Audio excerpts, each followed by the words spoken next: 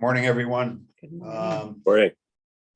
So the way we'll operate this morning is Tom and Terry, you can both chime in whenever you want, and then I will open up the conversation for people that are joining us by Zoom and also people that are here in attendance. Anybody want to make any comments before we start talking about our issues this morning? No. Okay. Approve the minutes. We'll I'm approve the sorry, minutes. you're going to the agenda. Yep. I'll make a motion to approve. Any second? I'll second. Okay, all in favor? Aye. Aye. Any opposed? So moved. Sorry. No worries. So our primary focus this morning is to discuss the short-term rentals and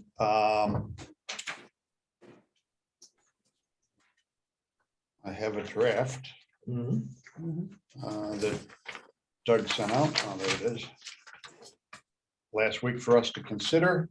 And I also saw that there were some emails that Chuck, you had sent, and Terry, you had sent about an article, the magazine that we get, and also some legislation that the state was considering that Chuck has sent out. Mhm. Anything from those that we want to talk about, or? If you can share with me what was in it, I haven't been able to log in my email. Well, with the Senate bill, there's a bill that's proposed to short-term residential units. And he would sort of consolidate all the various regulations around the state, and correct me if I'm wrong, Doug, into I guess a state code for short-term rental. And I guess instead of having all these communities having different Okay. legislation that the state's thinking, and I'm sure Airbnb and DPR are all part of the Yeah. for this, because they want some consistency that rather than dealing with each municipality, you have a standard code throughout the state. So I guess my question was, first of all, we don't know where this thing is going to go. It's just a proposal. And second of all, how does it affect what we're thinking about? My thought process about that, Chuck, was that you needed to be a Manhattan attorney just to figure it all out. It was pretty in-depth and pretty complicated, and SOP. That's SOP. Yeah. so and I don't know, I was just sitting there thinking that as I was reading it, in our instance, simpler might be better, but that's up to the committee to kind of brainstorm and talk about it. I would imagine it would take a while for it to get through the state legislative process and then enact and come into law. And I mean, I would imagine the earliest we'd be talking about would probably be beginning of next year. So Maybe. Yeah, I'm not sure that it would entirely supervent the local law. If we come up with a law, the state law would necessarily be of a higher order. Mhm. I guess that's part of the discussion that they're going back and forth about, taking away some powers from the communities. I wouldn't wait on that because there's only 2 senators that have signed on to it. Mhm. And I don't see a sponsor in the assembly of it. So it's a one house bill. No, it's a Oh, one yeah, house one bill. house bill, so- So it creates a registration system, and then it also allows for the sales tax and the occupancy tax or basically the 2. Yeah, so, but I mean, you never know. I mean, maybe the governor puts it in the budget and it gets adopted that way, or maybe it just sits there. So, I think we should. Well, I agree. I think, we've got issues that we've got to have in place by this summer. And We can always revert back to something if it makes more sense in the future, but. Or if the state mandates it, Yeah, we have to be Yeah. obligated to it anyway, so. or it could grandfather our regulations. And then in that case, Good. they would prevail. Okay, sure. I certainly wouldn't wait on the state. If No. the state does come out with something eventually, we just amend what we have if we're forced to. So So let's, that all being said, let's move on to the draft that Doug has provided for us. Thank you, Doug, for doing that. And I think it's a good start. If anyone has any comments about it, please feel free to speak. I have a bunch of little things if you want to. And for the people that have just joined us, we're going to go and talk as a committee, and then I'll open it up periodically for people that join in and comment. Tom, you generally have some comments. You want to start us up? Can you hear me? Yeah. Sure can. Okay, I apologize that I don't have the total proposed regulation from Doug, but under definitions of what Doug just redid, under C5, the requirements, we've got numerous requirements. I suggest if we don't have it somewhere else in our proposed bill, that we add a item I, which kind of mirrors the provision in the Senate Bill 885, Section 21F, and that is regards insurance. Do we have something in our bill talking about the responsibility of insurance for the renters of these properties? Doug, do you remember? No, there's really not. And there's, I know you and I discussed that a little bit. There are some municipalities that do require it, that the applicants show proof of insurance, some sort of indemnification on the part of the municipality. Before we put that in there, if that's something that the ordinance committee wants to further explore, I would suggest that we get Chris Hubler in here. Chris Hubler is our town insurance broker. I have had conversations in the past with him about those types of things, and he has not been very in tune with putting that type of stuff in legislation, because it opens up the potential for somebody to come back actually by spelling that out specifically. But I think that you know, I would rather default to Chris Hubler and be happy to bring him in if that's something we want to talk about further. Okay, these are, what you're talking about is something different about additional insured or indemnification. What I'm talking about is in the Senate bill, again, Section 21F, if you can pull it up, Chuck, somehow. It talks about the responsibility of the owner of the property to have insurance. I mean, there are life safety issues when you rent to somebody. And I agree with you, Doug. We should stay away from being an additional insured or any kind of indemnification for the municipality. But I think we should, in good conscience, make sure that people that are renting a room have liability insurance and have, I would suggest, a higher limit than 300,000, again, because we have life safety issues, that we certainly require that people that are renting out their homes or a room have liability insurance, and their insurer is aware of the fact that they are renting it out. A regular homeowner's policy is not going to cover that. It's a business pursuit.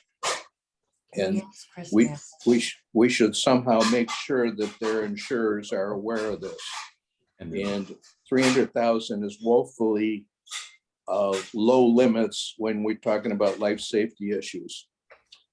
So Tom, let me ask a question in response to your comment relative to us dictating the amount. Doesn't that get to the point that Chris is addressing, that if we mandate particular levels of insurance, it could open us up to some type of liability, right? So I don't believe so, but you know, that probably on a case by case, no different than us telling them they should have a smoke detector or a carbon monoxide detector. It's just individual responsibility of the property owner. yeah, that's a good point. I would want to hear directly from the Chris's, I guess, from Chris Hubler and Chris Nadler on that. think it'd be Yeah, good. I agree, you should run it by them, but I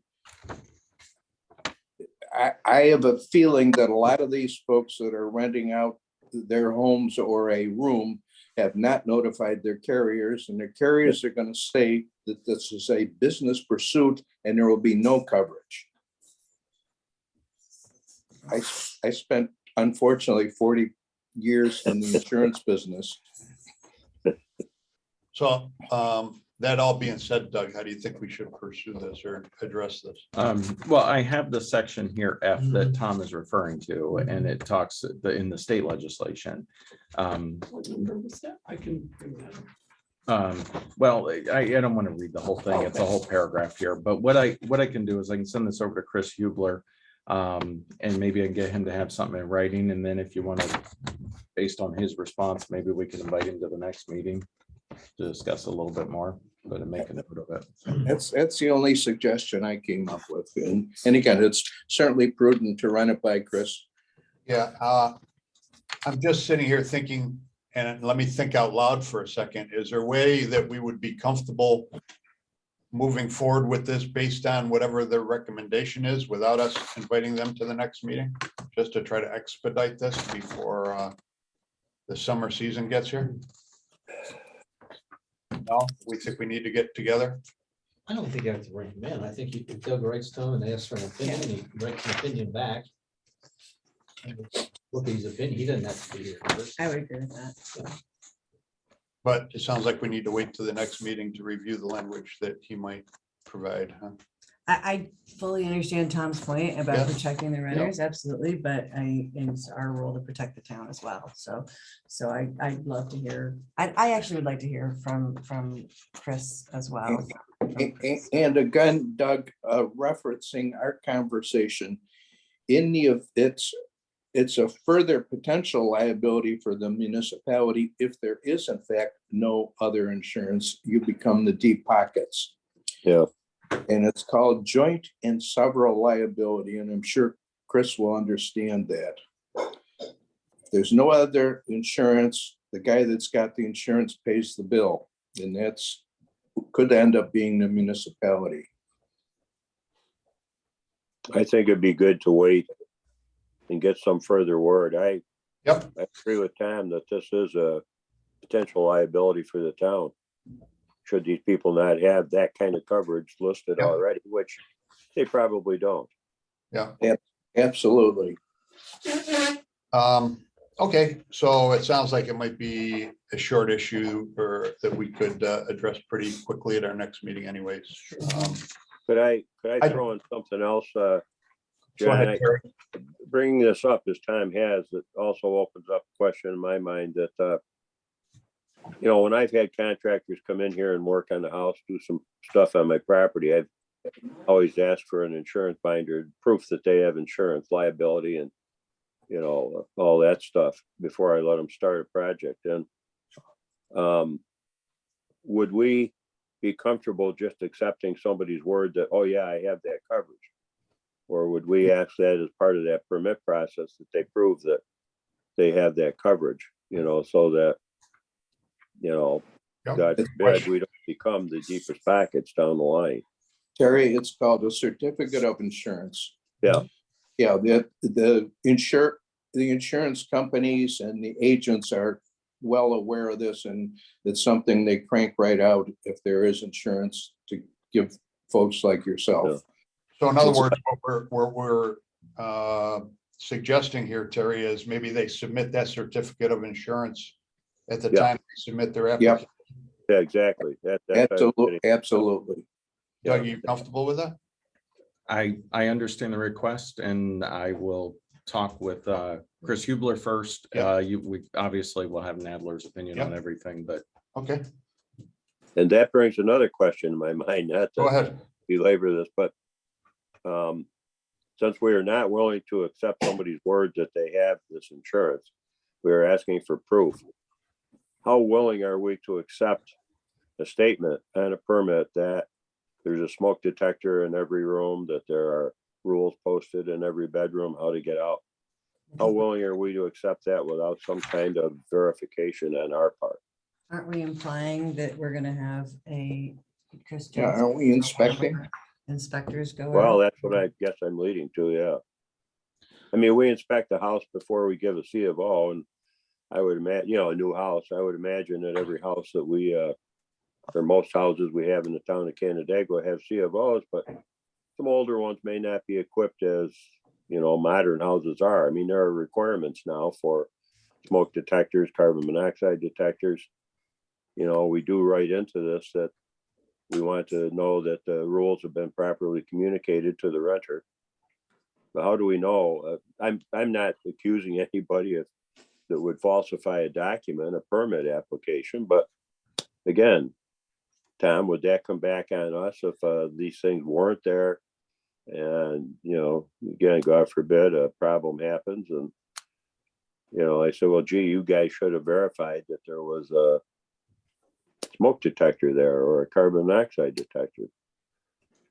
If they were present when we inspect, I think that's sufficient. If the homeowner fails to maintain them or fails to change the batteries or whatever, I believe that would be sufficient defense for the municipality. And there's always the question, when you take on the responsibility to inspect and verify, do you inherit the potential liability for faulty inspection? Yeah. Or inadequate inspection? And that will be a question of fact for the lawyers to bicker about. But yeah, municipalities ultimately are the deep pocket when there is no insurance or somebody screws up. And that's Well, a sad fact. That begs the question of how far should the municipality go in trying to ensure that Yeah, all the bases are covered? And that's a kind of an open question, you can only do so much. right? If we can Okay. document that we initially inspected and confirmed that they were functional, then it certainly falls back on the property owner. But that could have been 10 years ago. Well, we're 10 years. going to inspect every 3 years, aren't we? No, we didn't say that we were going to inspect. We weren't talking about inspection because that was gonna open up a whole different can of worms in terms of the administrative effort that it would take to do something like that. We were just talking about a registration process and trying to keep this to a minimum because In that case, it's probably better than if we don't inspect, then we're relying on the homeowners confirmation that they're complying with whatever our rules are. It's I suppose- probably better not to inspect. Yeah, I suppose if we insist on the certificate of insurance and have that, I mean, that would cover, you know, many issues that may occur with somebody. So Yeah, there would be coverage in that sense. If they falsified and we didn't verify, at least you'd have that to fall back on. So, right. okay. Yeah. The prime responsibility is certainly with the property owner, and if we can make them carry insurance and reasonable limits, and again, I suggest that 300 grand is insufficient when you're talking about life safety.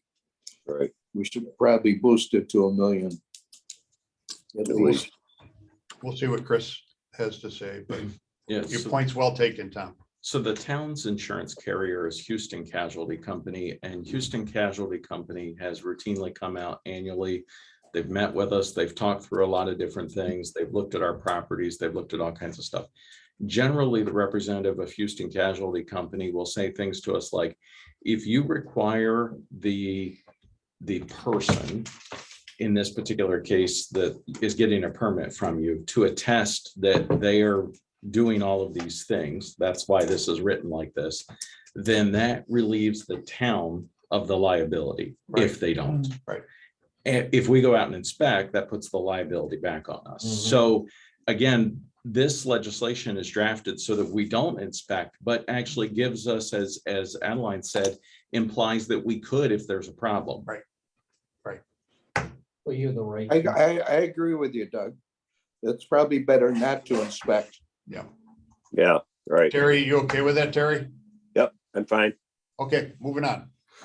Any other comments anybody else had before? I've only got a couple minor ones anyways. I've got a bunch of little things. Go ahead. So the first one was regarding the carbon monoxide detectors. I checked with some of my firemen friends, and they usually only require a carbon monoxide detector on each floor, not in the actual sleeping areas. So that, I think we can switch that to each floor. Smoke detector is a different thing entirely. But And again, it's so other municipalities actually do require it in each sleeping room because of the nature of it, but it's really up to the ordinance committee, whatever you want to. just bringing it up there. Yep. The other thing I had, so you define sleeping area on the first page, but then you say sleeping room under 5 in a Where? couple spots. And then, so Wait. So sleeping area is the current Yes. definition. so sleeping area is defined in the first part. So in, it's all under 5. So in A, you say sleeping room. Yep. In B, you say sleeping room. Yep. And in F, you say bedroom. And bedroom's not defined. So I just wanted to have there be some consistency if we want to call them all a sleeping area or what have you. So that's all pretty much the same thing. Hold And on. Take Wait. his notes. Okay, let me just go back and relook at it because sleeping area is defined as any room. yeah. It's anywhere where you would be sleeping, including like a pull-out couch or anything like that. So. Yeah, so any room that has a bed, bunk beds. So So, I mean, we can define bedroom as well, if you want to define bedroom on the first part, but I just feel like we can't use sleeping area as a definition and then say sleeping room and bedroom. I think New York State Building Code and actually the rest of our town code actually defines Defines bedrooms. So bedroom, I'll yeah. have to just check and get back to you. It's a good question.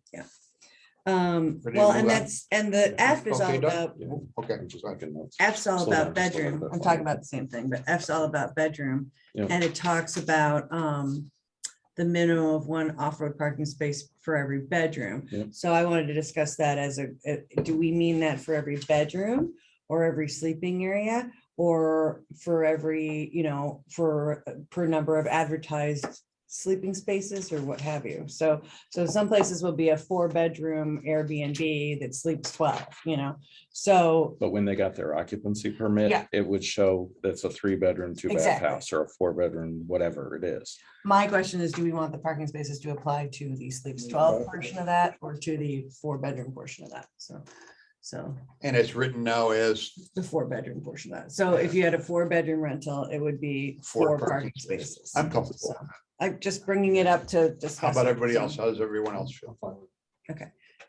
right. And then the last thing I had, it was, I know we've talked in here before about addressing septic and ensuring, I just want to make sure somewhere it's spelled out that we're addressing that the septic is a proper size for the amount of guests that they're intending to have. And that's not really addressed anywhere. It's not spelled out now. So let's talk about that for a second. So when a house is constructed or there's any changes, or even the Senate, excuse me, upon inspection in the town of Canandaigua, the change of property or change of ownership, it's inspected for the number of bedrooms or the equivalent dwelling units, and the septic system has to be sized accordingly for that, right? So that's really where our septic, well, I'll just call our on-site wastewater system law comes into play relative to that. This law does not specifically spell that out, but this does limit that currently we don't have any limitations, right? So if there's a problem with a system, if it's a 3-bedroom, 2-bath house and they've got, what would be the maximum they could have? Well, but it would actually be based on 2 people, so they Per could. bedroom. Oh, that, yeah, So 3-bedroom, yeah. So 3 bedrooms, so they could only have 6, right? Yeah. People or Mhm. whatever combination thereof. So, that's a great In theory, the question, but in septic system theory, the should septic be- system's gonna handle that with no problem. Okay. If there's a problem and there's a failing system, right, that's when we'll have to come out and do the inspection and then everything else kicks in. Okay. All right, just wanted to be. But no, it's a good question, and I did see a couple of different things, but because we already have a septic law basically that really spells that out, and we require the inspections every 5 years when it's near the lake. We require on transfer a lot of that should already be taken care of. Well, then the last thing that I would put in is maybe, under H, or I guess it's under I, maybe under 5 or something like that. We could add something in there about septic failing being one of the issues that can suspend or revoke the permit. Is there possibility maybe of adding something that would say that the advertised sleeping potential of the house has to match the that We've It's got in that in there, there. capability when it's built, or This That's in ordinance limited the occupancy to no more than 2 people per bedroom. It's 5G. So if I could just touch on septic again for a second. So let me try to wordsmith something pointing to our other code. I don't recommend rewriting the other sections of code, because here's what happens. If it's a failing septic system, the town board is required by our town code to sit as the Board of Health and condemn the house. Okay. right? So you got to be super careful, about that, because you essentially you're kicking people out of their home Yeah. until such time as that's been rectified, right? So let's wordsmith a little Okay. bit more. So And then the last thing I had is pretty small. This is your third last thing. This is my first, this is really, really tiny. So the very top of the page, I guess this is 5. It says, where it says draft, just the very top of the third page. It's talking about fires a little bit. Don't we have you can't have a fire in New York State until May 31st or something like that? Can we put that, just something about complying with the fire law? Because I think people generally are not aware of that or paying attention to that. Yeah, March 15th to May 15th. Yeah. Yep. I would definitely imagine people that were from out of town would not have any clue about that. So. That's all. Sorry. That's okay. I just have 2 minor ones. Well, maybe 3. Now you can't have another one. Is this numbering and lettering sequence correct? That's a good question. Because I'm on page 2 and it goes to letter H, and then I go over to page 3 and it starts with Yeah, letter D. that's where I was just trying to figure out what that was. yeah, so see all of these. So number 5 is all under C. And then the next one you go to is D, and then E, F, and then you have 1, 2 Okay. under F, and then G, Okay. H, I, and you have 1 through 8 under I. Gotcha. Okay, Okay. good. Thank Speaking you. of sequencing while you're there, bottom page 1, you have use with criteria. Uh-huh. Top page 2, is that paragraph A then? Oh, Land yeah. use? Mhm. I'm lost. Say it again, Chuck. I assume the lead Just title a is second. use with criteria, Yeah, the definition. and then Um, then you go to the I land use gotcha. approval. I got you. So that I think should be A. Okay. So Thank you, on Jim. page, no worries. On page 3. item Actually, number- you know what that is? I'm sorry. That's the definition for land use or use with criteria. Number A is definitions, all the way at the top of first page. Oh, yeah. Okay. Sorry. Ah, That's right. it's just a page flipping annoying thing. Mhm. Yeah. That's just when it prints out. I'm sorry, John. No worries. Item G on page 3. Mhm. My question is, should these people be notified that they're not in compliance before they're ineligible to be a short-term rental? Yeah, so it'll have to go through the violation process in chapter 220. So they'll have to get notification in this particular case. So my point is here, Doug, Mhm. it appears to me that you're putting them in violation and they're ineligible. It doesn't say until they've fulfilled their requirement, or it just deems them ineligible for violating it immediately. without giving them the opportunity. So it's really I, right? So I spells out the process and really because I is new, probably we should move G after I, Mhm, yeah. just for sequencing purposes. But so I spells out the process that they'll get notification. Okay. And if they're found in violation, they're going to have to appear in front of the planning board. Right, or they got to fill out and they fill And out the then, application. right, and then if they violate the planning boards, basically, they still don't do it and the planning board revokes it, then they're ineligible for a Yep. year after that. Yeah. Which begs the question, should we require them to be different owners? If, Say that again? where in G, where it's asking for, it's revoked for a period of not less from 1 year. Do we, because we brought that up before, I'm just devil's advocating, if they would be required to be different owners after a year, or if we wanted them to be the same owners, or it doesn't matter. To me, it doesn't matter. I don't know how everybody else feels. I'm but- just devil's advocating. You know, I out there, think 'cause if it they're came up penalized a before, year, so. So now, just so I understand. Person does not register. They're sent a letter and they do register. Mhm. They're not deemed ineligible at that point, right? Correct. Okay. Just. My next point is in I. It says may suspend or revoke, this is the last line or two, may suspend or revoke a short-term rental permit for a period of time as deemed reasonable by the planning board. I tend to lean towards us identifying what that period of time is rather than leaving it a variable that the planning board could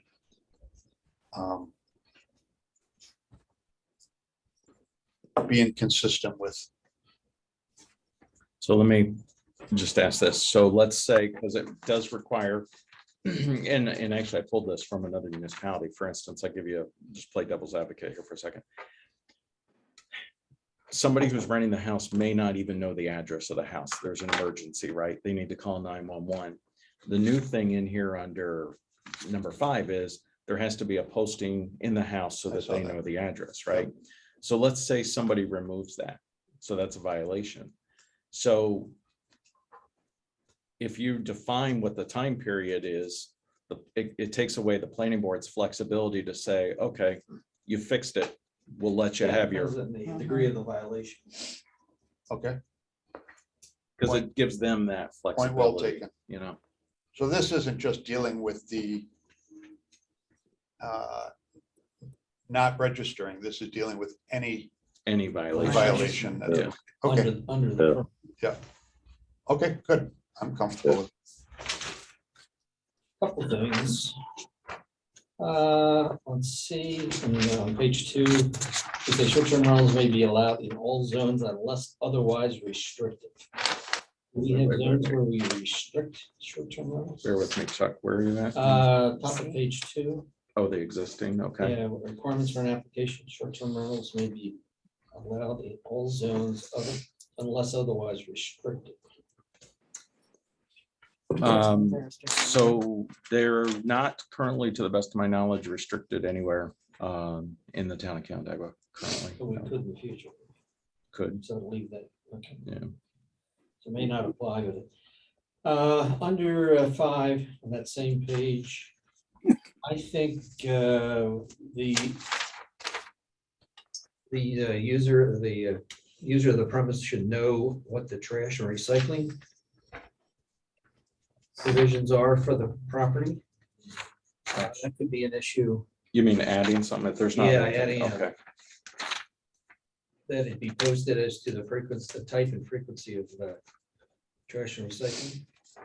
That's usually the first thing I do in Airbnb, with Airbnb is what day's trash day and where do I put it, so. Yeah. Otherwise, it winds up accumulating out the street. Okay, we're permitting the permits for 3 years, acknowledging that, right? under F. Mhm. Yeah. Okay, that's fine, so we all understand that. Can we just talk about, that was a question that I wanted to ask everybody about while we're right there. So currently we have it set up so everybody's permit expires December 31st. So this would change that to be basically 3-year rolling from the date that the person receives their permit. So we're gonna have to constantly Sure. be, I mean, basically at the end of every month throughout the town, there's going to be short-term rentals expiring. Is that a positive or a negative for the employees? I don't know that it matters so much. It's easier to track right now saying they all expire December 31st, right? Yeah. But realistically, it's also challenging because you've got these situations where we don't necessarily know if people have applied or not, right? We're trying to keep the onus on the person that they need to follow up on it, and extending it to 3 years. That'll help a little bit with that. I think some of the new systems that we have, the system that we have in place now will help with that we didn't have prior. Sorry. It may help to spread the workload out a little bit so that they're That's what I'm not saying, all yeah. expiring December Mhm. 31st essentially. So there's pros and cons to it, but it's different. I just wanted to. Well, that's what I'm saying, is it spreading it out more helpful than trying to keep track of it being less helpful? Right. So- Yeah, and I so would, that's, I would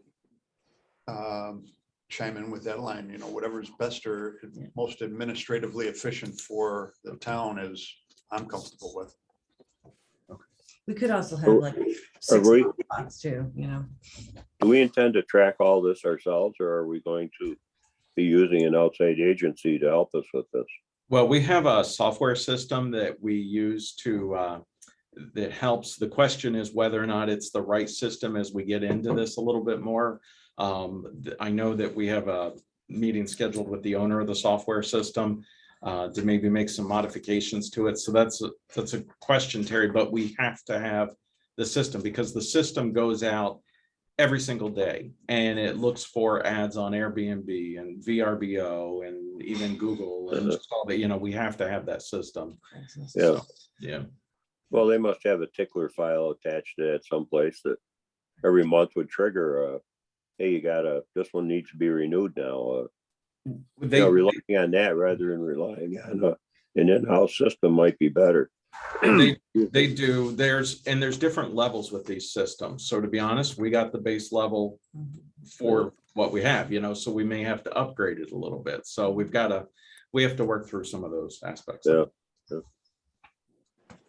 Well, the thought is still that any fees we bring in through this permitting system would pay at least that cost, if not going to become a big profit center for us, but at least. As long as it doesn't cost us anything.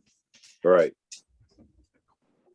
I guess my biggest question is, why is the planning board the adjudicator?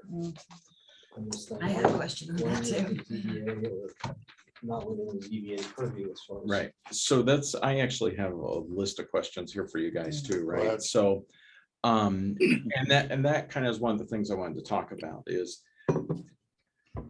first of all, we had some conversation at the last meeting, and some municipalities require that the applicant actually go to the planning board, get a special use permit. And I think what I heard you say is you didn't really want to place that burden so much on either the planning board or the applicant, that as long as they meet all the bases, that they would be able to get their permit. But then if there was a problem, that there was a desire to have some sort of entity involved. Is Yes. that fair to say? Yeah, Okay. I That's the kind of appeal. still like special use permit as an option, but it's fine. It's not a big deal, so. Okay. So then thinking further ahead, right? So then let's say you have an applicant that does have a problem. They have essentially been found to be a violation. And I do think that we're still going to have to, if the planning board is going to be, as you said, the adjudicator, I think we've got to look at, there's actually another section of the town code I think we have to look at. But just talking this through for a second, let's hypothetically say they come before the planning board and they say that this issue has been resolved, and they make their case and the planning board says no. They still need an appeal process, right? So that preserves the zoning board's ability to hear the appeal on the variance, right? Short of having to go to court, because that if the zoning board is being the adjudicator, their only next step is court. So at least the planning board gives them another step basically before they have to go to that. Just kind of that's kind of the thought process and the rationale behind it. And the planning board also is the entity that is more apt to be understanding of, I feel like, special use concerns, you know, because you're issuing the special use permit, even though you're So not then now basically it's a special issuing a special use permit in this case. That's why I wanted to talk through this a little bit with you. It is different. It's different for sure. What's your? I'm just thought on thinking it? the urgency, if somebody's doing a violation and knowing how our process works as far as applying to the planning board for, it could be a month and a half Yeah. before they're heard. Mhm. So are they dead in the water during a month and a half? They can't function, or? Well, it depends, right? Well, So, that's my whole thought, my whole concern. Mhm. If there's a violation we're aware of, Mhm. such as registering, Mhm. it was as simple as registering. I know we got some other things in here also. Mhm. If they correct the violation, Mhm. does it end there with it being? It ends there. Because Because the only thing that would go before the planning board is if somebody objected and didn't want to remedy the violation. Or if And there's that's gonna be- continual violations with no attention being paid. to Or, them. yeah, Correct. that's gonna be rare, if ever, that we have that situation. I mean, somebody really have to be opposed to something like, Parking space or something like that. yeah, I mean, they'd really have to be opposed to something to take it to the level where they go before the planning board. Well, that's the thing. I just don't want there to be, the planning board taking on, 5 of these every month now. You know what I Yeah, mean? Like no. that's not gonna work, obviously. Yeah, So we wind up being a jury. I think what's more apt to happen, so number H actually, and that's in the existing code, if there's an immediate health hazard, right? The zoning officer or the code enforcement officer in that case can just suspend it until the situation is remedied, right? But I gets into what happens if you have the neighbors that keep complaining because they're having parties and they're having all the other things. It gives some relief for the neighbors to make the zoning officer aware. The zoning officer, it's going to be difficult for the zoning officer to do anything other than notify the property owner that we've received the complaints, that they should try not to do Address that, that, right? yeah. It doesn't really, the zoning officer doesn't have the teeth to really revoke their permit per se, and then would give the planning board the opportunity to have the public hearing to hear the comments from the community. So let's elaborate on that a little bit more and talk about the process. Neighbor complains, these people have been having parties, they've got inadequate parking spaces, the garbage is out. Yep.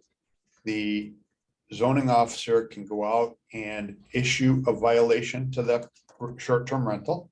Yes, Yes. and then once that violation is issued, then it goes to the planning board to render a decision. No, if the issue, and maybe there needs to be a little bit of wordsmithing here, but if the violation is corrected, New York state Right, law, right, right. when a zoning thing, they basically have 30 days under New York state law to correct the violation. If they still have not corrected the violation, they're dragging it on. That's when the That's when it zoning goes on, officer right. refers it to the planning board. And what happens if they correct the violation and then the next month, the same thing, if it's a party or something, it happens again? Well, essentially, the planning board, the way this is drafted, would have the ability to revoke that for that continuous, right? If Okay, there'd be a new that's what- violation, the planning board could revoke I'm just making sure we're addressing that because I can see that being a problem, temporary fix, and then it just goes right back to where it was, so. And then that's where like G kicks in, right? If the planning board does in fact revoke their permit for that, It's for a year, whatever, yeah. then they've lost the ability to rent that out for a Yeah. year. They've lost their permit for a year. Yeah, if we make it analogous to the special use permit in that process, I think, yeah, it could work. What happens though, and then, I mean, again, just take that a step further back to G, if their permit's revoked for a year and they still rent it, what happens? We issue a court appearance ticket because at that point Okay. they violated the town code, they violated the planning board's revocation. Then that's got to go to court. We issue a Okay. court appearance ticket and then they go before the judge for a violation of our zoning code. Because the planning board is going to include, I mean, Chuck knows this, but the planning board, when they make their decision, they're going to include findings of fact. Yeah. And they're going to document everything. And then we're going to use that, if there's that continued violation, we're going to use that to go to court. Chuck, do you see this as adding a lot on the planning board? Is this I agree, John. okay? I think the occurrences will be probably far and few between. Okay, So Yeah, don't I would think think so it's not like too. You're gonna be hit with 5 or 6. I'm just making sure that you're comfortable with it. So I would just question, planning board usually doesn't get in to it being the judicial Right. side of things, but I can see in this case, if it's it's a special use permit. Right. Yep. Good. Then that's the thought process. It basically, almost by default, they're getting a special use. And we may even have to word it as such that they're automatically approved for the special use that then could be revoked by the planning board. You know, we've still got to play around with some of that word, you know. I for guess my for last that. thing is, I mean, we've been talking about, the biggest issue we've had is people failing to register. Mm-hmm. And I Yes. guess we're saying that they would be in violation of Town Code 2020 if they fail to register, if they operate without a permit. So does that give us enough teeth? Okay. Yeah, so the current, you know, there is a violation section of our town zoning code, chapter 220. I think the big thing is here that we talked a little bit about this before, right? If they're found to be in violation, they don't register. I mean, clearly at that point, they've received the notice. We would have to send the notice out. They're in violation of our town zoning code. The zoning officer would send the notifications out. They still fail to register. That's an automatic court appearance ticket. And then we're off to court. At that point, I feel like, and that was one of the things, there's a reference in here somewhere to it, that the judge, I think, could also prevent them from being able to get a permit for a year also. So. When are we gonna start enforcing that? Well, we're starting, it's in force now, and it's something that's an ongoing process. The one thing that we've still got some issues with the system that we're trying to work out. Okay. But I think this will go a long way when you guys get to the point of adopting this, of really, I think, getting everybody's attention. And, you know, we could provide notice. I do have a few more questions for you guys. So we talked about the planning board. We talked about, so everybody's in agreement that the planning board would not have to hear before a permit is issued, right? Correct. Okay, If Yeah. they get a permit, it doesn't come to planning, it's going to violation. correct. Yeah. Right. Once they get a permit, then it kicks in this. Then it kicks in, right, page. right.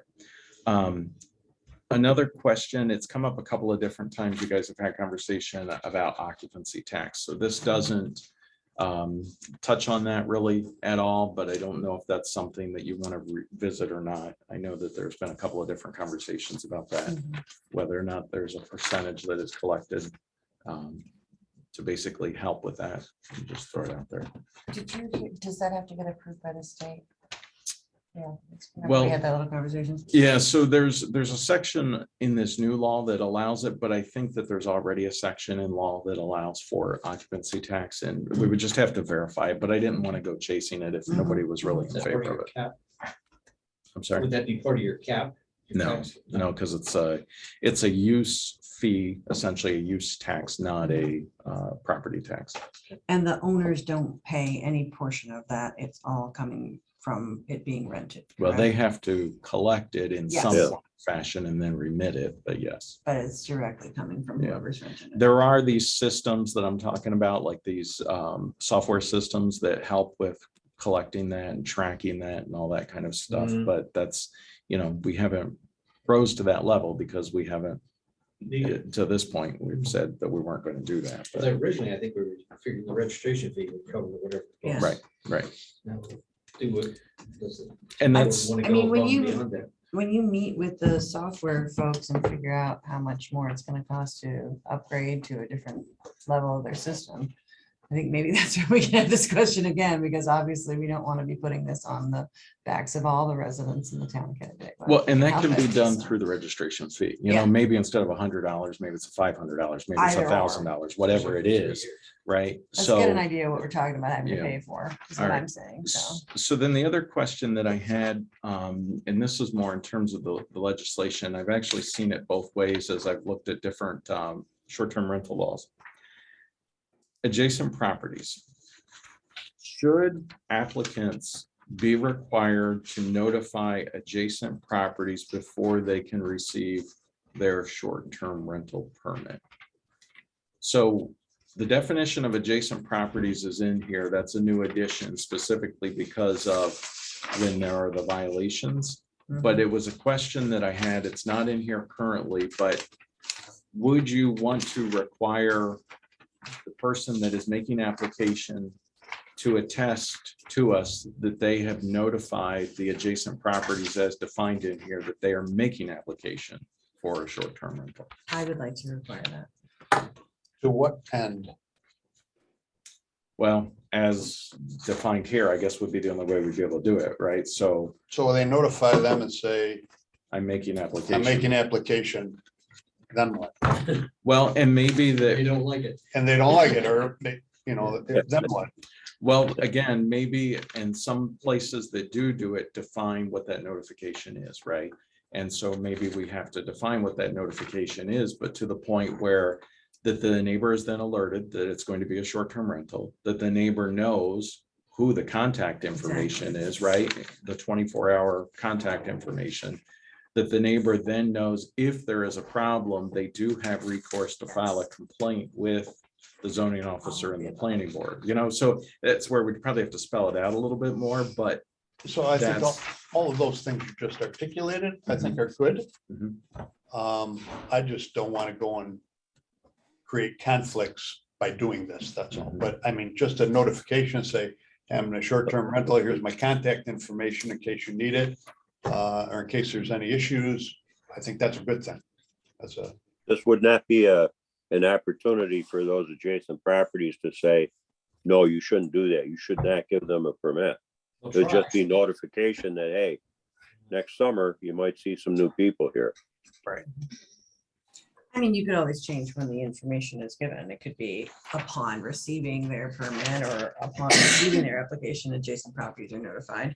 If you want that, or it can be before, it could be either one. But I think for the reasons Doug articulated, that's good. That's neighborly. I Yeah. mean, Transparent. Yeah. I mean, I like it before personally, because I think that's the most, like you just said, most transparent option. Obviously, it's gonna bring more upset people about it, but. Yeah. Yeah, you're gonna have people, they're gonna get the regulation, gonna say, well, they don't have the 4 spaces Mhm. for the 4 bedrooms. How are they gonna do this? They can't, there's no way they can have a B&B or a Airbnb. So, I mean, you're gonna get some pushback, I'm sure. So it's just a matter of the zoning officer then saying, well, they meet all the conditions of the permit. And they provided everything we've asked for, so permit will be issued. And it gives the adjacent property owner the notification that there is an ordinance in place Mhm. and that there are requirements in place. We're not just doing this willy-nilly, Mhm. and that, I like that. I think that's positive.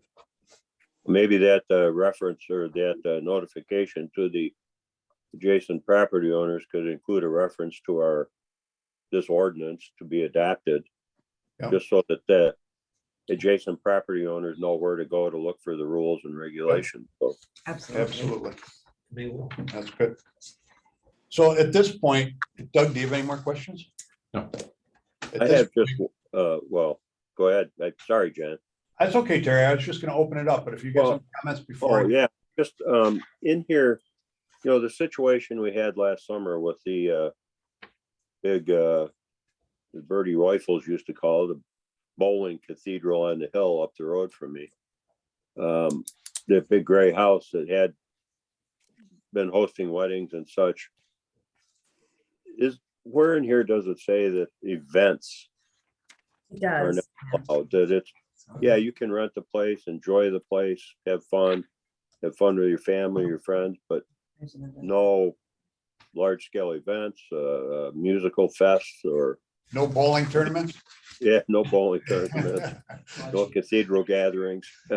But that so that you do preserve the tranquility, I guess you'd say, of the neighborhood.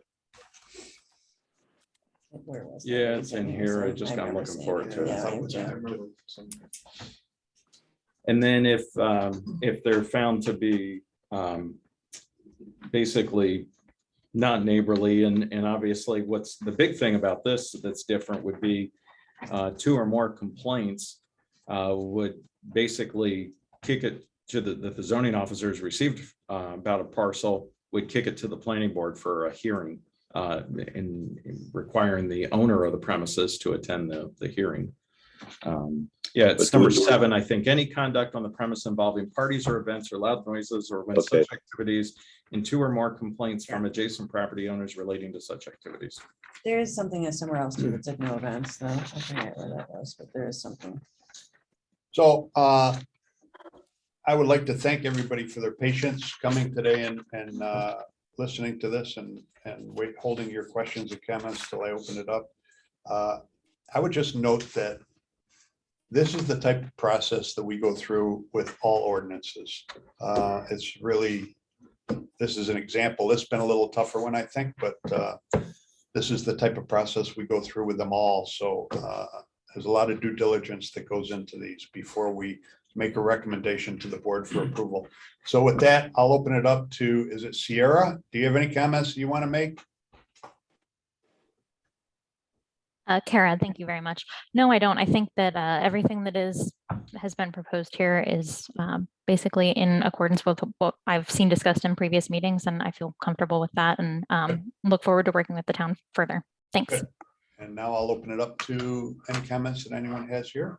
Yes. Hi, I'm Amy Merrill. I'm with, I just want to make sure I'm with Haven Vacation Rental Management and Finger Lakes Vacation Rental Alliance. And I just had a couple of questions. Please. So on page 3G, you're saying any person violating provisions,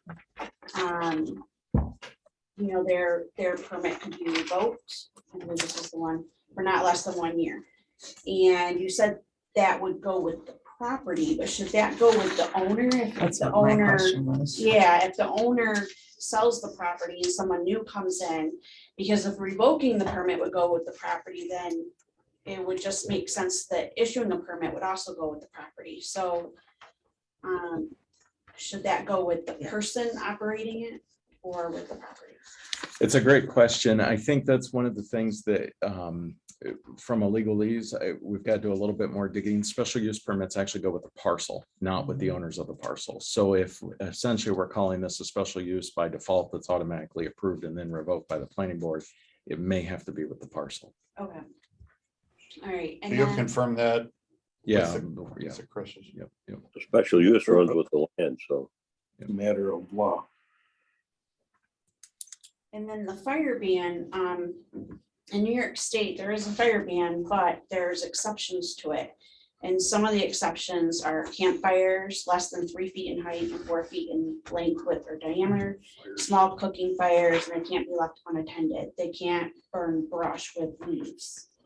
It has to be clean wood. So just wanted to bring that because I know you talked about that. Ceremonial fires are also exempt, and we run into that quite frequently. So Yeah. it's yeah. So that was all. Good. Thank you for your input. Anything else? No, go ahead. Okay, under new management, the property that everybody refers to is doing really well. So, this past weekend, we started out with, 5 cars on Friday, and then on Saturday, it stepped up to 14 cars. It's currently, advertised over 6 people. It's a 4-bedroom place. Those cars stay overnight? Yes. Oh, yeah. Yes. The one thing that I can see, again, I'm only reflecting on this particular property. They bring motorhomes in. So, and the driveway, when you look at a lot of these places that advertise big views, beautiful lake views, what have you, they're in the High Banks area. In our case, it's a 500-foot driveway that is really not accessible by an ambulance. The driveway's in terrible condition. So realistically, he should only have, with the way the code is proposed here, let's see, 4-bedroom home, he should be allowed a minimum of 4 parking spaces. But what is the maximum when you're bringing in motorhomes and they're not actually sleeping in the home? You shouldn't be allowed to be bringing in motorhomes. Well, not necessarily, because it's a New York State registered vehicle. We do prohibit motorhomes, like for instance, from being parked on town roads, dedicated streets, and there's regulations relative to that. There are provisions for habitable space, motorhomes, and there's a whole next different section of the New York State Building Code on that. So. It's a tough one in this That's a good- particular That's case. a good question. Yeah. I mean, just brainstorming out loud. Mhm. Could we put a maximum number of overnight cars per bedroom? Well, don't we have a maximum number of You've got a overnight minimum. guests? So if you got 4 bedrooms, are we saying they gotta have 4 car spaces, right? Yeah. So now can we go and say with 4 bedrooms, you can have a maximum of X number of cars parked overnight? Well, I think one of the things that we could, and again, there's a little bit of wordsmithing here, obviously, that we still have to do. But I keep thinking back to this as a special use that's essentially automatically approved. That's for the parcel. So if we tie the number of vehicles to the bedrooms, that would pertain to the entire parcel. So that would basically, it would count against the number of cars. So if it's a 4-bedroom house, right, they could only have 4 vehicles. Now, if one of them's a motorhome, that means they can only have 3 vehicles, right? Whether or not somebody stays in the motorhome is immaterial. They could only have 4 vehicles. So now you think the way this is written. using If we're this as an tying it to the example, parcel, yeah. Using this case as an example, where they have 14 people parking or 14 vehicles parked. Yeah. 14 vehicles parked would be a violation of this. Currently, it's not. Yes, currently. And again, if we're tying it to the special use, that's what I'm thinking, the special use on the parcel. Yeah. Gotta work through this a little bit. Because I think but- that helps us to manage the number of people that are staying in the property, right? Yes. I mean, right now, the only way we can manage it is if we went in and did a visual while people were staying there, right? But if we manage the number of cars that are at the property, in Yes, you could theory, take a picture of that. you're managing the number of people staying in the unit as well. So we say And currently that, parking space. that would be a So, violation because 14 cars would imply more than 12 people, or there's not something specifically. well, saying so how it many says, cars, so yeah. the property containing the proposed short-term rental must have a minimum of 1 off-road parking space for every bedroom shown, right? Yes, So mhm. So again, in this theory, right, 4 bedrooms would be, they'd have to have 4 parking places. This probably has to be wordsmithed here, but essentially if we said that's the maximum number of parking Yeah. spaces or vehicles, right? Then that would limit it to the 4. Do you see where I'm going with that? Yeah. On the Yeah. parcel. And again, tying it back to the standard special use stuff. So just brainstorming out loud again. So what happens if you get 2 people in 1 bedroom that Yeah, that's where are I driving think that independently? might be a little tight, because I know Yeah, I Yeah. think there should be a little flexibility there, maybe beyond, yeah. beyond 1 for 1, right? Yeah. Just So in then, case. what is it though? Is it Yeah. 1.5? Is it 2? Is it It's 8 the- cars are okay? Is it? No, Is it it's 6 gotta cars be okay? the, so if we say that you've got 4 bedrooms can be up to 8 overnight guests, then I think it's 8 cars. So it's, if you're assuming every overnight guest has their own. But they'd vehicle. have to have parking spaces for 8 Well, cars. that's, right. That would be challenging. that would be crazy, because that's a lot. So Right. that's a lot. Well, if it's on the parcel though, they could park any place on the parcel. I think you have to be careful here. I mean, if this example is being cited here, 14. You know, there's a balance that has to be struck here, sure, but still, I mean, what you're trying to do is to keep septic systems from being overloaded, to prevent mass gatherings, issues like that. So in saying a minimum of 1 parking space, well, that opens it up. You could have 3 for each bedroom. So yeah, not an easy task, obviously. It's not, you're also gonna have it in reverse too. Think of some of the smaller parcels on the lake that they don't have any parking, Mhm. right? So then they may have a 1-bedroom or 2-bedroom little cottage that they're going to short-term Mhm. rental and they don't have any parking. So And in then that they're gonna particular, be well, having to get variances for lot. they're gonna have to coverage, yeah. apply for a variance and which is everything not what else we to be want either, exempt from the so. code. Yeah. Well, how do you define a parking space? Well, there's a definition of parking space in the town code, off-road parking space. if a person had a 100-foot driveway and had a 2-bedroom unit, but that was a single lane driveway, Mhm.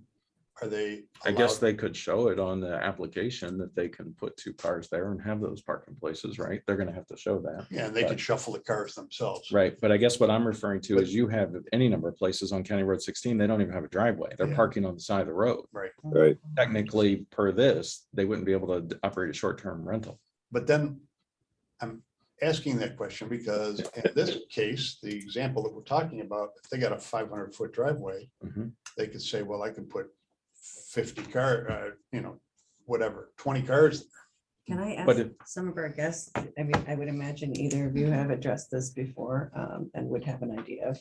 Yeah, so at Premier Properties, we base parking on a few different things. One is occupancy, one is actually the property itself. So if the property only has space for 3 cars, but it's a 5-bedroom home, we limit it to 3 cars. And they have to be able to get in and out of the driveway. They can't be staggered going up the driveway. That's how we do it. So it's property specific for us. Now, on the flip side, we have 2-bedroom homes that may have parking for 4 cars. Because knowing that a lot of the guests that are staying with us are families, so maybe a 2-bedroom home and, there's a 1 whole bedroom that's just kids and they're not driving. Mhm, So, it's, typically it's based off of occupancy, but our company takes the actual property into consideration for safety. So it's per yeah. property for how you. Yeah, it's based on property, but I was just scrolling through our properties and I don't think I have any properties where the number of spaces as you're mentioning Mhm. would be more than the number of bedrooms. Okay, yep. Our town code actually defines off-street parking and the regulations, Mhm. obviously when the planning board, but it's in the site design criteria. I can't pull it up from my phone. Do you remember what it's? Well, I know the size of spaces. and Yeah, the number of size. Spaces that was. the planning board- Yeah, we- it is we would think- defined in there. We'd have to- Yeah, it is. It is. The other thing is, with driveways of an extent, driveways of an extended length, I think it's over 250 feet, you have to have a pull Right, off. It's correct. gotta be 12 foot wide. Yeah. Yeah. I mean, that's, we look For for current- new site plans now. Current That's plans, New York not, State yeah, not the property code. grandfathered That's ones, the interstate building code, because otherwise they'd be in violation of that. But older homes. They would still Still be in have to. violation. Yeah. They- would still they be- are? Yeah. Yeah, I think we set standards that we feel are adequate and safe. And if somebody can't comply with it, they can't provide any more than what the standards provide. We shouldn't be here trying to figure Right. out, well, what if they have, Mhm, everybody has a car? No, Right. maybe everybody can't have a car. Right. You're gonna have to restrict it to what's fair and safe. So restricted to Number of number of bedrooms. vehicles equal to the number of bedrooms. I think the number of 5-bedroom, I bedrooms. think.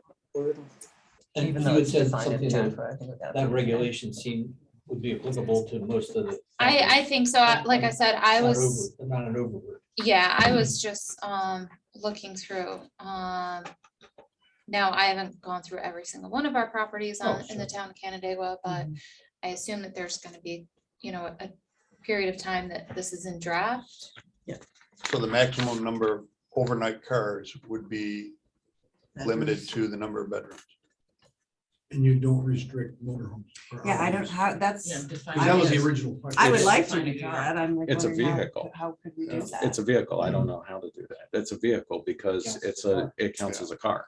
Yeah. Now, again, though, they can only have a limited number of people staying there based on this code. So Yes. if it's 3 bedrooms or even 4 bedrooms, they can't have more than 8 people staying on the property. The total property On its property. And 4 vehicles. and 4 vehicles. That's correct. Yeah, but if it's, Property, yeah. if it's a motorhome, people are gonna be staying in a motorhome. It doesn't matter We don't because know. they can still only have 8 people on the property. And 4 Well, 6 vehicles. people can be yeah. in the house and 2 By people can be in the This, motorhome. if they have a sleeping area, like a pull-out couch. No, because it's Because of bedroom. this. Okay, The it has to be bedroom. per So if bedroom. it's a 4-bedroom house, it could only have 4 vehicles on it and a maximum of 8 people on the So parcel. it's not the structure, it's the property. Yes. So if a motorhome has sleeping areas, that Doesn't matter. doesn't make any difference. Because it would be limited to the parcel. Because again, think about in terms of this property is getting a special use. That's why I think it also is going to stay with the parcel and not the person. Because it's going to be treating it just like a special use, so that the planning board has the authority to revoke that special Well, use. and don't forget that G actually says shall not, anywhere in the town can't be more than 12 people. Right. period, No matter Yeah. how many bedrooms they've got, so. Good. How does this That's affect good. people that are putting the tiny homes on their properties and renting out the tiny homes? I mean, is that, As an ADU. I mean, I see a lot of those with Airbnb too. Wait, so tiny homes type Tiny accessory homes. dwellings are not permitted in the town of Town at this Canandaigua. point. Yeah. You Yeah, can't have yeah, anything no under parcel. 1,200 square feet, is it 1,300? 1,300 square 1,300 feet, square and there's some zoning districts that don't even allow accessory dwellings on the Yeah. parcel. Okay. So it Right. just, that would all have to be, that would be in violation of other sections of our code. Which we're also going to be discussing about in ordinance this year too, so. Hopefully. Yeah. We gotta get through this one first. Okay, any other comments, Vanessa? No, I think that that's really, my concern was these big driveways, and I don't mean wide, I mean these high banks, Long. 500-foot driveways. That they're not being taken care of for emergency access, the fire trucks. And then this thing with the RVs, but it seems like with the RVs, that's addressed with the number of people that are allowed on the property, maximum number of people and vehicles, and it's gonna stay with the parcel, not the situation where a bad actor can just change management companies and then the new management company applies for their permit. So I think you've answered everything so far, but it's been cold out, so everybody's had to stay inside the house up on the hill. They haven't been noisy. It's just been right now, it's still a lot of Super Bowl cars. party this weekend. Yeah. So you do bring up a good question about the driveways, though. Should we address driveways in this, that they're meeting current code? I mean, if it's, I wasn't aware that if you're in I think we violation have a of it, catch-all for. it's a violation. Yeah, I there's thought it was Shall not grandfathered. violate any the code of violation town of the Canandaigua. code of the town of Canandaigua. That's number 3. under I'm just I. wondering if we should spell it out a little more. I wouldn't, because Okay. then you get into the detail, you're gonna have something conflict with some other portion of code. That's the trouble when you like overspell it out, mhm. and then if the other section of code changes. Then you and got then it, yeah, it's- it's reflected. So maybe if, I would recommend from this, after we do finally enact this, we need to get a checklist for our zoning inspectors, whoever it is, and indicate driveways on there as something that they're looking for their meeting code. Does That'd be my the fire suggestion. department or the EMS people have to evaluate whether this is an When- accessible piece of property? When there's or not? new builds, they do that, but that's what, But I not when, mean, not for something like this, where a not permit at is this involved. time. Well, that's not necessarily true. So when code enforcement is reviewing these, if there is not adequate means in this particular case, if you're talking about a very long road that doesn't have the fire turnarounds and stuff, then they would not be able to meet code and they would not get approved for it. Then you'd have to get an access easement from an adjacent property owner. It really depends on case by case basis. I mean, it would be. And those are all done impossible to out of the code speculate. office. Yeah, in the the development evaluation. office. I mean, there's a lot of conversation with each of these between zoning and code enforcement and looking at what was approved, even assessment, to be honest, because we're looking at the parcel file, the property Mhm. file, and we're looking at what is the record and, is there a finished basement or not? They're claiming it sleeps 100 and, does it really have that capability? And there's a lot of conversations that are happening on these. Is there any mention, I don't think there is, about tent permits? I mean, when somebody comes in and wants a tent, I mean, that tells you something's up. Wouldn't that be a trigger for something?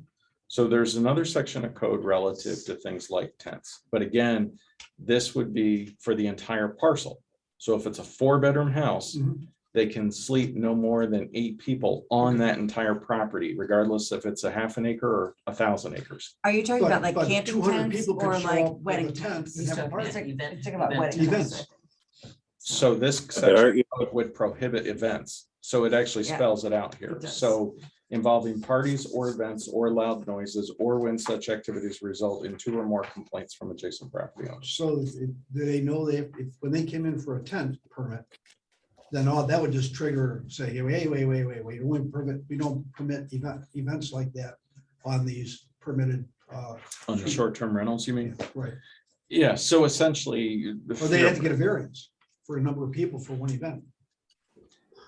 um, They could apply for a variance for the zoning board for a variance of the town code Okay. in that particular case, but the tents require all kinds of different regulations.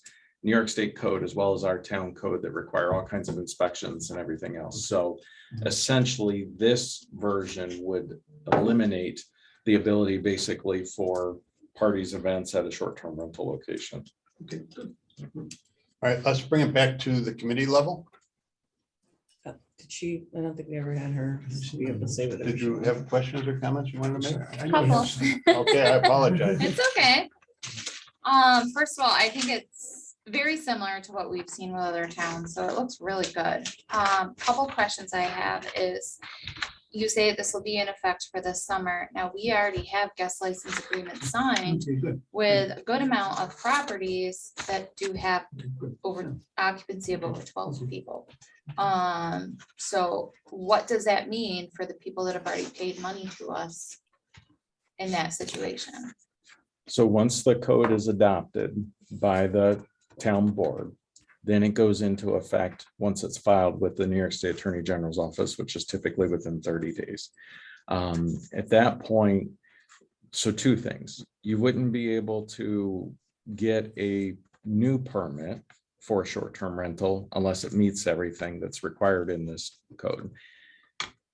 If you already have a permit that is existing, and you would be able to operate basically under that until that essentially expires. That's because you have a grandfathered permit at that point. However, if we get complaints from two or more, then that's going to trigger this process. But the permits should last to the end of this year if they. The existing permits That's what I'm saying. till December existing permits should 31st. last. But again, So- if we get complaints, it's going to trigger this. Can you elaborate on kind of what those situations are and how you think this particular ordinance might affect those situations where you have Over 12. over 12 people? So, Just for my own, for the committee's edification? yes, I don't know exactly how many bookings we have right now for this year where it's more than 12. I know that we have a good amount of homes in the town of Canandaigua that have an occupancy over 12 because we have 5-bedroom homes. We have some homes where they have additional sleeping areas that we do count occupancy because it meets all the other requirements, the space of the house, the septic, the parking, all of that. So we have homes of 14, 16. I think that's probably the most. Majority of those guests that are staying with us are families. They're multi-generational families that are staying with us. We do neighbor relations already. Mhm. And so we get a complaint, we address it seriously immediately. Mhm. We do drive-bys, a lot of us live locally, and we call them and we say, you have more than 5 cars, you need to vacate how many cars so that you're meeting our guest license agreement immediately. Otherwise, everybody has to leave the premise immediately and you void all of the money that you've paid, you don't get back. I want to stay with the numbers. Yes. Okay, because it sounds to me like maybe at 12, we might be restrictive. Thank you. I would think so. There are a good amount of homes in the town of Canandaigua that are larger homes. And like I said, they have 5, 6 bedrooms. They're on large parcels of land. They're not right on top of each other.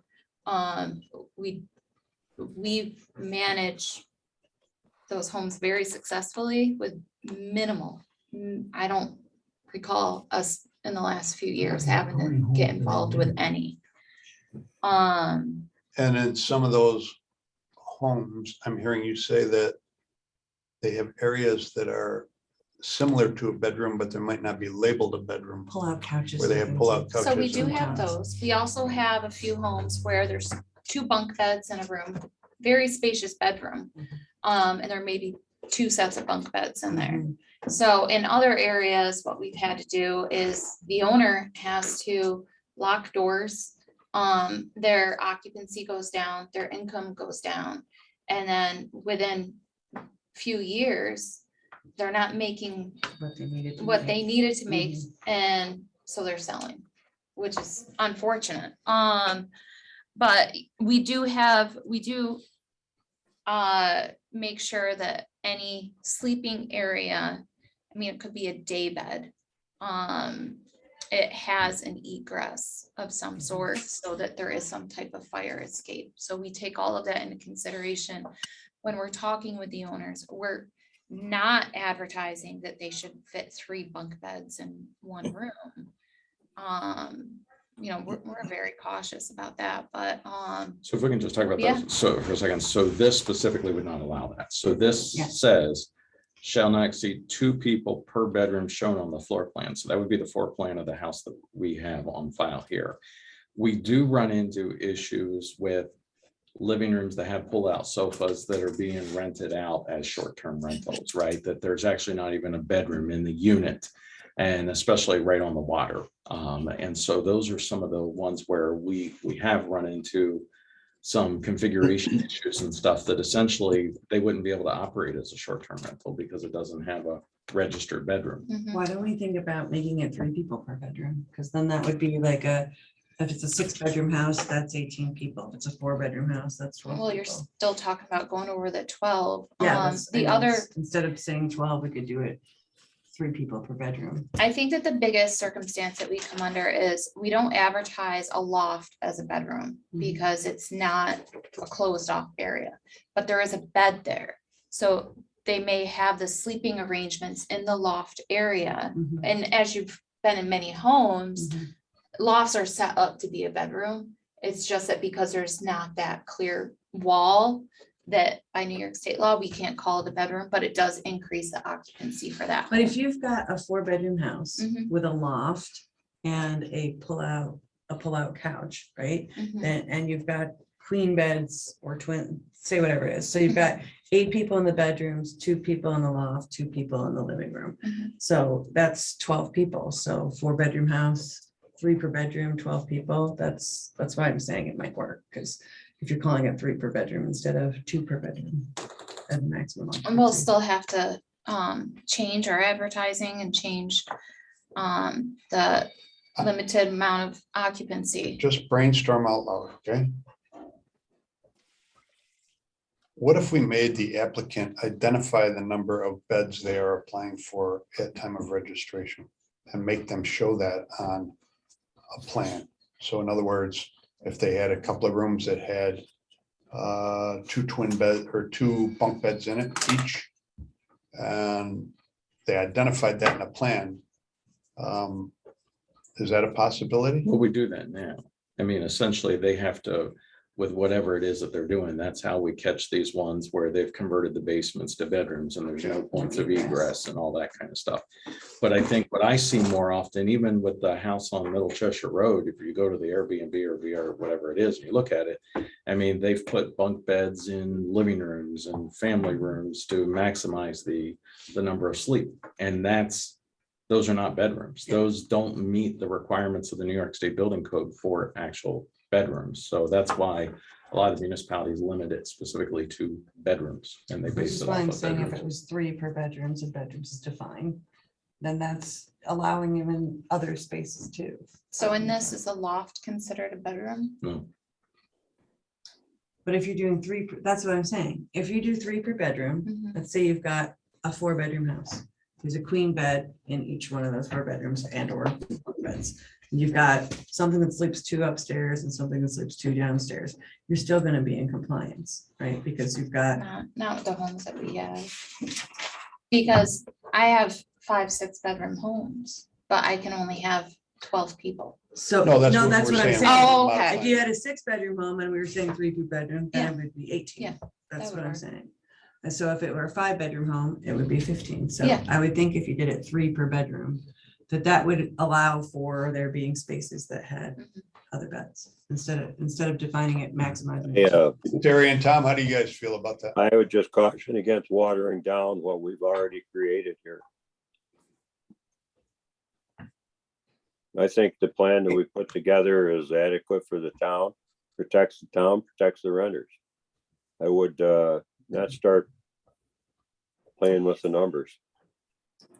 And I would suggest that some of these larger, if they're a 6-bedroom home and they're on a septic, if we start throwing 18 people. 16 or 18 people, that's gonna overload most of the septics. Yeah, I'll counter with that. We haven't had any issues.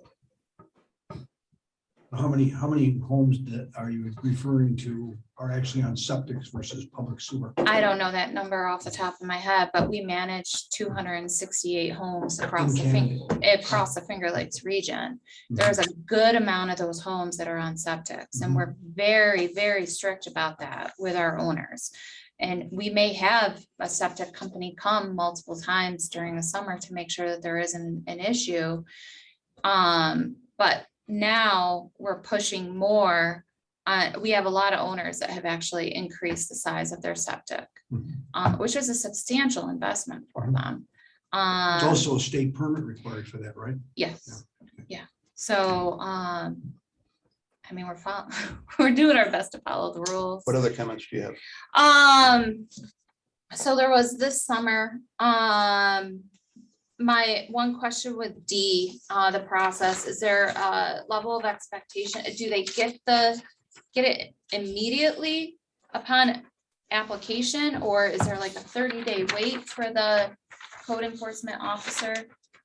We just need to know that, so that if we are submitting, we have a timeline of a expectancy of when we can start advertising. And that would be my only other comment, is that typically, like with South Bristol, we can't advertise or open the calendar for a home until the application is obviously complete. So having that timeline would be helpful for us. Most of our permits are issued within 24 or 48 hours when it's a complete application. That's the huge asterisk, especially if we're talking about it's going to be incumbent upon you as the applicant to also provide proof to us that you've notified the adjacent owners and all that stuff.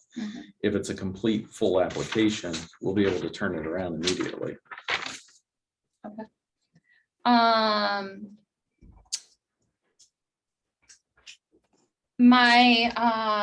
You were talking about neighbor relations. I have data that shows from other regions that when you increase neighbor relations, the communication that you were talking to, it decreases the number of complaints substantially. So I would absolutely advocate for that. We personally do it, but I know other townships are doing it as well. My biggest thing is in terms of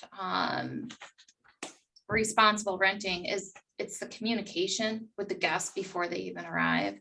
I love that we have in here that, they have to have all of the information posted at the home, but there's nothing said in here. And I'm just thinking proactively for the board of what is being communicated to the guests before they arrive. Do they know that they're only allowed 4 cars? Do they know that there's that they're staying in a residential area? So for some townships I've seen where they ask for a copy of the guest license agreement or the contract that they're having the guest sign ahead of time. That just helps with communication to the guests, setting that expectation of what they need. wouldn't that be something that you would have to provide to the guests? Say, here's the rules in the town of Canandaigua. Yes, but in here, it doesn't have anything that the town of Canandaigua has a copy of what those rules are that are being communicated to the guests. What are the trash days? Is your responsibility to take care of the trash? Yes or no? Those are some examples that we have. Wait a minute. Yeah. Wait a minute, I'm missing something here, I think. It seems to me the obligation is for you to tell the guests what's expected of them. You're the one that's running the place. Correct. To them. But does the town board want to see what we're communicating? We will put together an ordinance and you can have a copy of the ordinance. You can give the ordinance to the people. I think she's asking if it would make sense for the town to require that we receive a copy of what they're providing to the renters. all right. That with neighbors as well. That's why I said, I think I'm missing something. Yeah. Yeah, I think by signing off on the application, they're communicating by this, that they're making an obligation or committing to communicating to their guests. she's, I think, I I'm just think trying to she's be talking about proactive. neighbors. So she's saying like, would we like to see a copy of what they have so that we can share that with the neighbors? So that the neighbors can come next door and be like, hey, just so you know, this thing you signed said you get rid of your garbage on Wednesday and here it is Thursday. That becomes a policing. I'm just trying to yeah. say, I think that's what What else? is happening here, so. My only other thing is that number 5, H5, the comment of peace or comfort, it's really ambiguous. I understand that I'm sorry, in I missed I, it. it says you have to provide evidence of violations. It's just some of the ambiguity might get a little tricky. Of peace or Peace or comfort, comfort on fire. yeah. I don't have it in front of me. Could somebody tell me what it says? Any conduct on the premises which is unreasonable under the circumstances and which disturbs the health, safety, peace, or comfort of the neighborhood, or which otherwise creates a public nuisance. It's one of the grounds for violation. It is a blanket and to be honest, it's ambiguous on purpose, and that was lifted exactly from word for word from other municipalities so that the planning board, depending on the situation, would have some teeth to fall back on. Yeah, With that, I think we need to bring it back to the committee level. Okay, Yeah, so it sounds like to me, the open item that we've heard from Tom and Terry on is being flexible with the number of guests. Chuck, how do you feel about that? I agree. Yeah, their issue was insurance. No, their issue was, we were talking about 2 guests per bedroom, Yeah. or Adeline suggested 3 guests to be a little flexible to accommodate some of the larger properties in Canandaigua. And I think Tom and Terry both said that they want to stick with 2 per So do I. bedroom. Yeah. You. Yeah. yes, I did. Yep. Can we see some, before we do, I would like to see some numbers first for how many, maybe the Earth System can provide, how many are advertising for over 12 guests or over 15 guests. Maybe what it Finger Lakes is. Premier Properties could come back to us and tell us how many of their properties are impacted by this. I can do I that. just would like to know, because I mean, I'm concerned Is that about. a reasonable request? And you Absolutely, get that to Doug maybe before our next meeting, I sure can. so that we have a Absolutely. chance to review that and consider it? And I think that a lot of under I, what you have here, I think that if there were issues with having larger guests, that these points here for violations, I think that would cover. Yeah. Mhm. Absolutely. Any other comments on this particular ordinance before we close the meeting? Or So what are the open issues with insurance? Somebody's gonna look at it. I have 2 pages of open decks. Yeah. Somebody has interest between you and Kim. Occupancy tax. occupancy And tax, do we or- want to talk and about or that, bring permit. that to a close, so Doug knows what to do with that? Want to have any conversation about it Well, now? we did say we were gonna say, how much is it gonna cost to be using a more significant system? The thing about occupancy tax versus the permit, the owner is paying for the permit level and the renters would be paying for the occupancy tax. Well, I don't Who's necessarily responsible for agree with that, because I think that No. the owner is going to pass the Oh, I'm sure they tax will. on to the end user anyway, so I don't see that as being the issue. Right. I don't see we have to rehash everything, but yeah, as long as Doug has something, I know we talked about trash, I don't know where to recycle and trash. Yeah. If we agreed that the planning board would be the adjudicator, So how do we feel about an occupancy tax? That seems to be one of the open issues. Could we ask our guests what the experience is in other communities where they have Sure. both, some of the do other towns impose an occupancy tax? I don't know. We've seen it mainly by the county level. So the counties, what I thought, the yeah. occupancy tax. There's some that do and some that don't. Okay, I think in the past, actually, the occupancy tax was brought up by some of our short-term rental owners as a possibility to help cover costs. So right.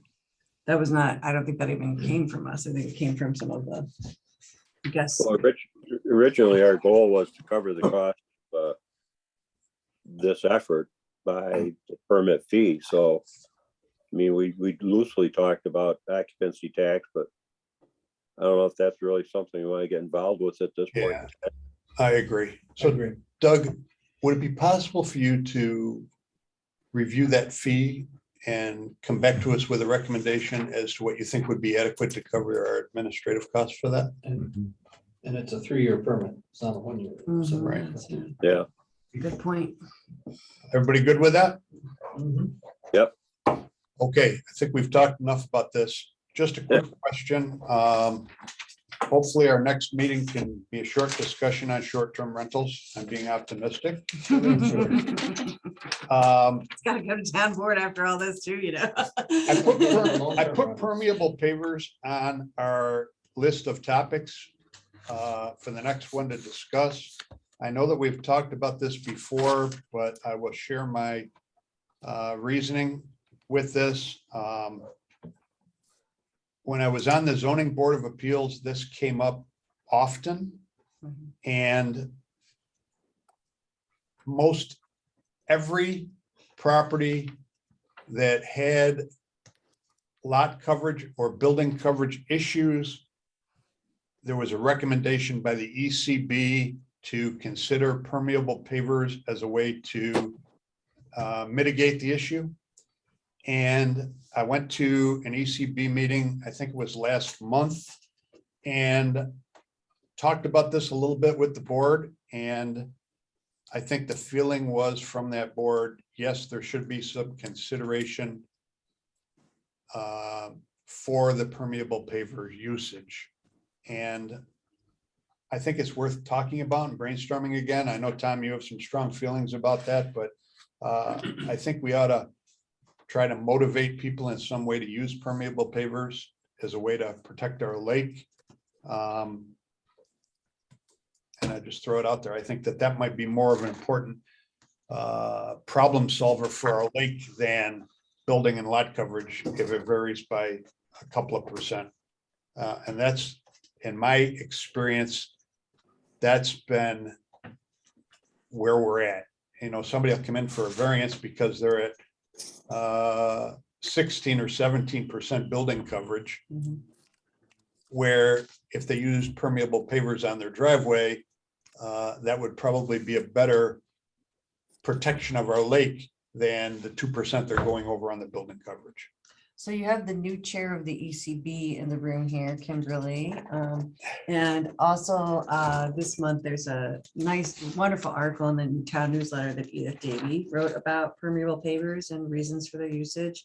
One of the things we were talking about too is beyond simple ordinance, also just asking the development office when anyone ever applies for a permit that changes their lot coverage, providing them with information about permeable pavers and different usage that they can use. But I don't know, Kimberly, would you like to speak to anything about this at this point, or do you want to?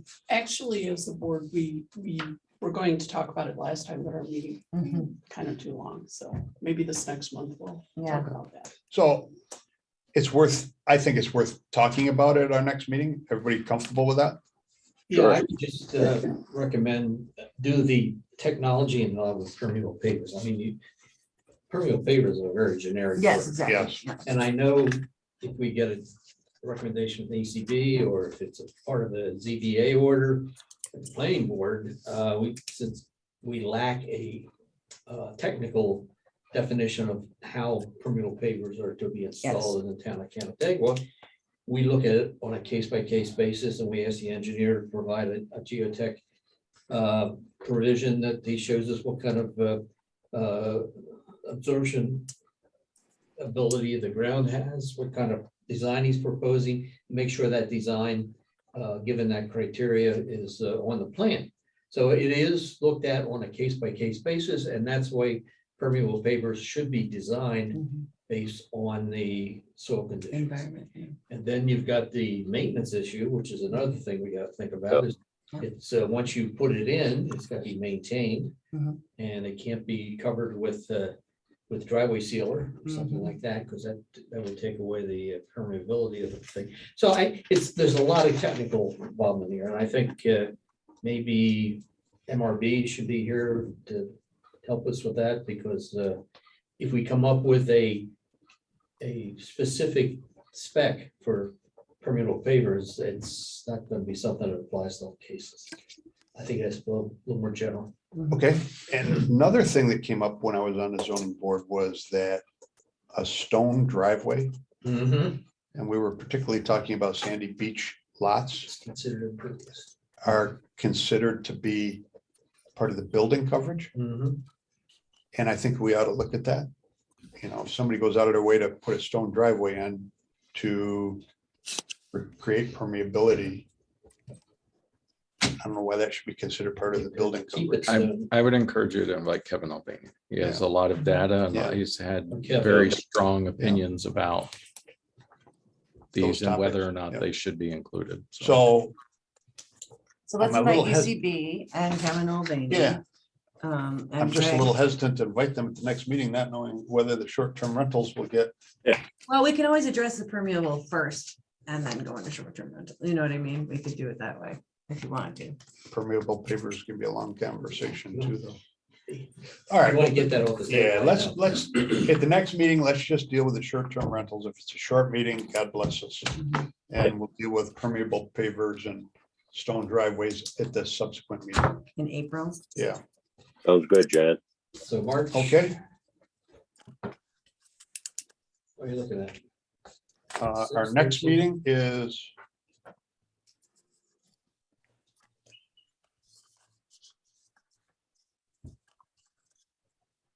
Sixth. the 6th, right? Yep. Yeah. So we'll see everyone on the 6th. Round. Do I have a motion to adjourn? So moved. So moved. Second, or Chuck, second, I'll second. all in favor? Aye. Any opposed? Good. See everyone on the 6th. Thank you, everyone. Thank you.